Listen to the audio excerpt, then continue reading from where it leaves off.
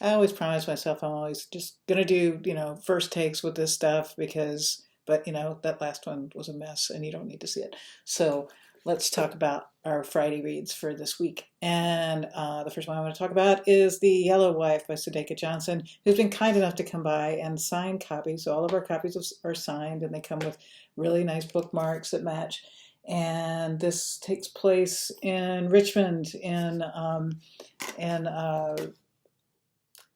the main character is an enslaved woman who was born on a plantation in Charles City, Virginia. This is a beautifully written book, and much of it takes place within blocks of the bookstore. So it's really kind of chilling for me to read this, knowing that this history is just right outside our door. It's very, very well written, and she is a guest of the Junior League Book and Author event this year, which you can find out about at bookandauthorevent.org. And yeah, and Sitting is just marvelous, and this book is really good, and you learn some history, and it's just a super story. My second book I'm talking about is I don't have a real book. See, this is why real books work all the time, right? You don't have to have power sources. And anyway, but here it is because I left my copy at the shop.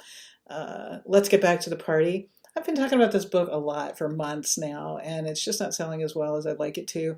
It's such a good story. It tells the story of Oscar and Sebastian, who were both born, but two gay men who were both born like that. They're in their 40s now, so they're too young to really have hit the worst of the AIDS crisis, but have never really enjoyed the uh, independence and freedom that gay men had before the AIDS epidemic, um, and they both have sort of problematic friendships with other gay people that are intergenerational friendships. So one has a relationship with his 17-year-old, very out proud, never been any other way student, and not a sexual relationship, but just maybe inappropriate.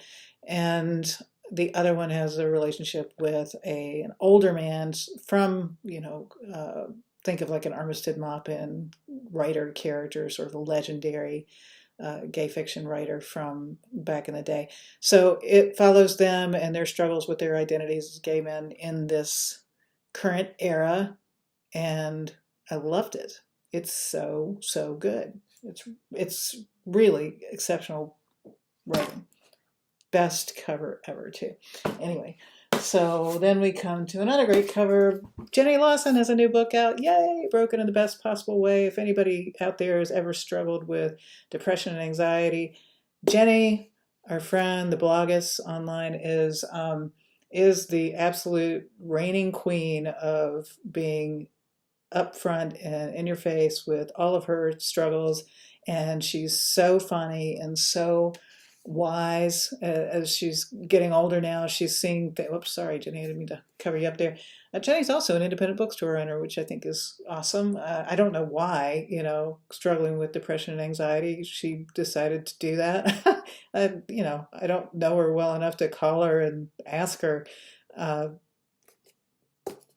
Hope it's going okay.